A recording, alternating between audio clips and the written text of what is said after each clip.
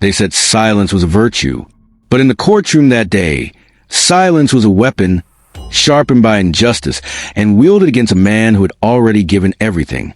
His name was Sergeant Elijah Grant, decorated war hero, Medal of Honor recipient, tomb guard of the unknown soldier, a man who stood, rain or shine, in pristine uniform, guarding the final resting place of nameless heroes. A man who had marched 21 steps in solemn reverence more times than he could count. But to Judge Halford Remington, he was just another black man in a uniform he didn't believe he earned. It started with a parking citation. Of all things, a disputed fine issued outside Arlington. Elijah had parked in a no zone to help an elderly veteran who collapsed on the sidewalk. Paramedics arrived. The man was saved. But Elijah received a fine anyway. He contested it, filed a formal appeal, expecting reason. What he got instead was summoned to court, not for citation, but for disrespect of court process. That's where the story begins. Not with the medals, not with the salutes, but with a courtroom full of smirks and a judge in a black robe who saw none of Elijah's service, only the color of his skin. Judge Remington leaned back in his seat like a king on a throne. He stared down at Elijah like a trespasser. And then, in front of the gallery, he said the words that stopped every heart in that courtroom. Before you speak in this court again, remove that Medal of Honor from your chest. You're not in uniform. You're in my courtroom now. Gasps followed. Even the stenographer paused, unsure if she'd heard right. Elijah stood still, his eyes locked with the judge's. Not with hatred, not with fear, but with the weight of 1,000 salutes behind them. Sir, Elijah said quietly, I earned this medal with blood. It stays. Judge Remington slammed the gavel. Contempt. His voice boomed louder than thunder. You think that medal means anything here? In this room, I'm the law, not you, not your wars. And just like that, he ordered Elijah to be detained by court officers, in front of veterans, in front of the widow of the man Elijah saved, in front of cameras. The image went viral. A decorated soldier, in cuffs, a Medal of Honor recipient, humiliated. The nation erupted, but not all at once, not with fire, with questions. Who was Judge Remington? Why did he order the removal of the highest military honor in the land? And why, despite backlash, was the court silent? Here's where things got darker. Because Remington wasn't just a judge. He was a longtime friend of Senator Roland Pierce, a man with deep ties to defense contractors. And Elijah? He had blown the whistle months earlier about missing supplies and rigged contracts overseas. His Medal of Honor hadn't just been earned in battle. It had been earned exposing corruption. The courtroom incident? Retaliation in disguise. But Elijah didn't fold. From the holding cell, he released a letter, not to the press, not to the public, to the families of the fallen, to the Gold Star mothers, to every veteran who had ever been silenced. It read, "This medal does not belong to me. It belongs to the soldiers who never came home. And if I must wear chains or honoring them, then let every link remind you that truth has a cost." Veterans began marching, not in protest, in silence, outside courthouses, with empty boots and folded flags. News networks picked it up. Congress took notice. And under pressure, the Judicial Review Board began to investigate. Then came the turn, the twist no one expected. A junior court clerk leaked files, confidential memos, emails. Judge Remington had been receiving campaign donations routed through shell charities from defense firms Elijah had testified against. One email, in particular, sealed it all. "We can't touch him in uniform, but in court, we'll make him wish he never stepped out of line." Boom. National scandal. Remington was disbarred within a week, forced to resign in disgrace. His pension revoked. His legacy shredded. Elijah returned to the tomb, not in silence this time, but with a crowd. Hundreds, veterans, families, even children, all standing behind him as he took those 21 steps. And when he paused to face the crowd, he did something no tomb guard ever does. He spoke to every voice they tried to silence. Walk proud. Stand tall. Let justice be your uniform. The crowd erupted. Tears flowed. History was made. But the story didn't end there, because the files uncovered during the investigation revealed more. More judges. More contracts. More names. Elijah had struck a blow, but the monster was deeper. And somewhere behind a hidden door in D.C., a voice spoke on a secure phone line. He was just a symbol, but he got too close. Initiate protocol, Emberfall. No more heroes. They thought it was over. That stripping a judge of his title and shining a little light on a few dirty contracts would be enough to quiet the storm. But Elijah Grant wasn't interested in temporary justice. He wanted the whole truth, and the system wasn't ready for a soldier who wouldn't back down. 3 weeks after the scandal broke, Elijah received an unmarked envelope. No return address. No sender. Inside, a single phrase typed in bold black ink. Protocol Emberfall has been activated. Walk away, or your past won't survive the spotlight. Most men would have paused, taken a breath, considered the cost. But Elijah had seen too many good men buried in silence. He tucked the letter into his coat and kept walking, because Elijah wasn't alone anymore. Veterans, whistleblowers, retired JAG officers. They began reaching out, all with similar stories. Retaliation, intimidation, careers destroyed for speaking truth. A web was forming, and in the center, a secretive entity embedded inside the government. The Sentinel Chamber, a clandestine group of political operatives, judges, and defense executives whose job was to clean up potential threats to the machine. Elijah wasn't just a target. He was a test. But here's the twist no one saw coming. Elijah had something they didn't know he had. A copy of a hard drive, given to him by a dying colonel overseas. One who whispered with his final breath, "If anything happens to me, make sure the world sees this." Inside the drive, Black Ops ledgers, secret payments, codes tied to off-the-book missions, and the name Emberfall, tied to the deaths of soldiers who had questioned orders. One of the names? Captain Marcus Lee, Elijah's best friend, killed in a training exercise 3 years ago. Official story said equipment failure, but the file said otherwise.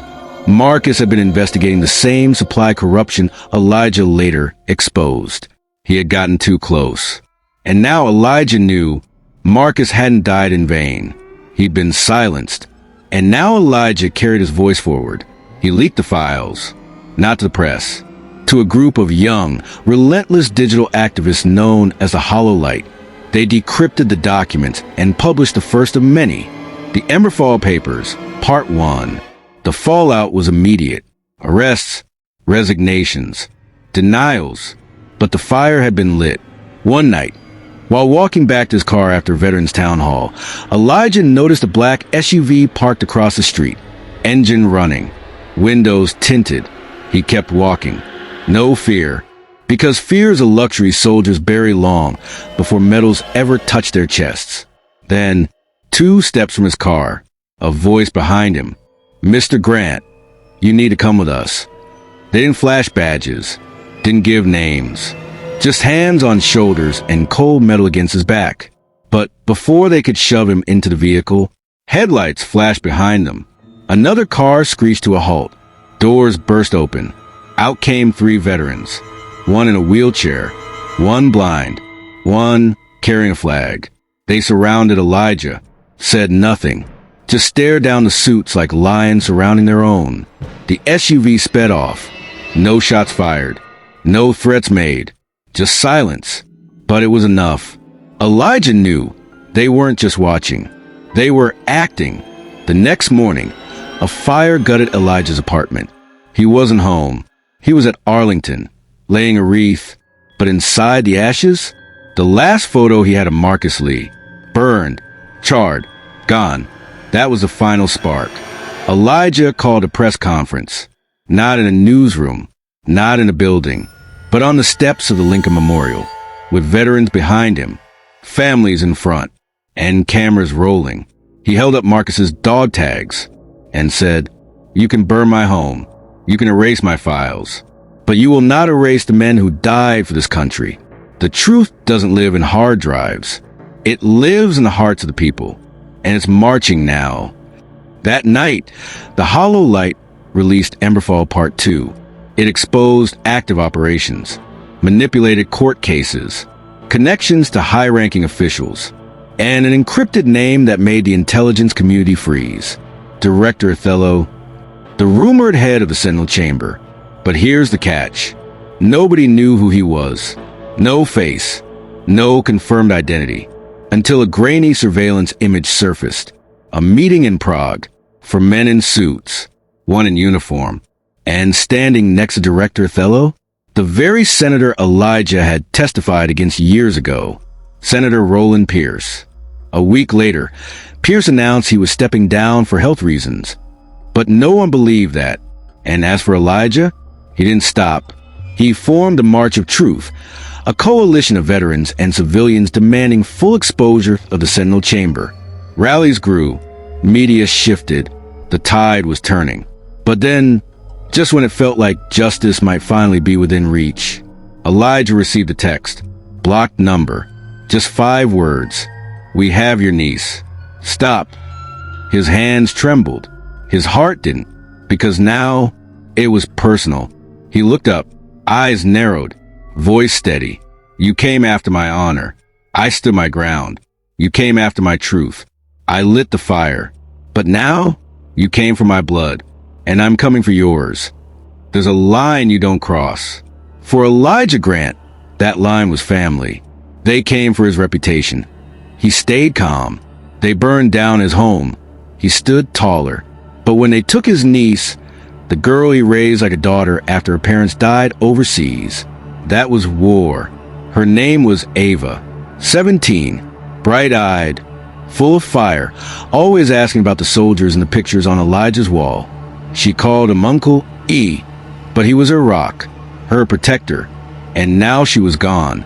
The message was clear. Stop the investigation, withdraw the March of Truth, and walk away from the Emberfall leaks. Elijah didn't flinch. He went silent, not because he was afraid, because he was preparing. He reached out to an old contact, a man with no official name, only a code name, Whisper, former cyber operative turned rogue intelligence fixer. Whisper had eyes in places no satellite could reach. And when Elijah gave him the phone Ava had left behind, Whisper said just one thing. They didn't just take her. They're moving her. Tonight. The intel was buried beneath 6 layers of proxies. But Whisper cracked it. A private airfield in Maryland. A jet registered to a front company called Delphi Stratops. A name linked directly to Sentinel Chamber funding. They weren't just abducting Ava. They were disappearing her. Elijah suited up. Not in military dress, in tactical black, body armor, steel boots, a patch with no name, only the silhouette of a folded flag. He didn't go alone. 3 former tomb guards joined him, each one with a scar and a reason, each one saying the same thing. We don't leave our own behind. They moved like shadows, approached the airstrip under the cover of darkness, drones overhead, guards with ARs. But they weren't ready for soldiers trained to move through fire and silence. Whisper's voice came through Elijah's earpiece. Hangar 3. South side. She's inside. But hurry, the engines are hot. They breached the perimeter, neutralized 2 guards, stormed the hangar, and there she was, Ava, tied to a chair, eyes wide, bruised but unbroken. Elijah ripped off her gag, held her for just a second. But there was no time. Alarms blared. Floodlights ignited the field. An armed team surrounded them. And leading the unit was a man in a gray suit with a gold pin shaped like an eagle. No name tag, just a smirk. You were warned, Sergeant. Elijah stepped forward. And you forgot who I am. Then everything moved fast. Gunfire, smoke, takedowns. Ava shielded by 2 veterans as Elijah charged the commander. 1 punch. 2. Then Elijah pulled the man's pin off and whispered in his ear, I'll bury your name in every headline from here to Capitol Hill. They escaped, disappeared into the night. Ava safe. Files recovered from the jet's onboard server. What they found next changed everything. Video recordings, meetings in dark rooms, voices identified through AI enhancement, and one of them, clear, undeniable, Senator Roland Pierce, talking to a hooded figure, a voice distorted until Whisper cleaned it. And when the voice was revealed, it wasn't Director Othello. It was someone worse. Someone no one expected. A retired 4-star general. Decorated. Beloved. A face on recruitment posters. A man known only as General Simon Drake. He wasn't retired.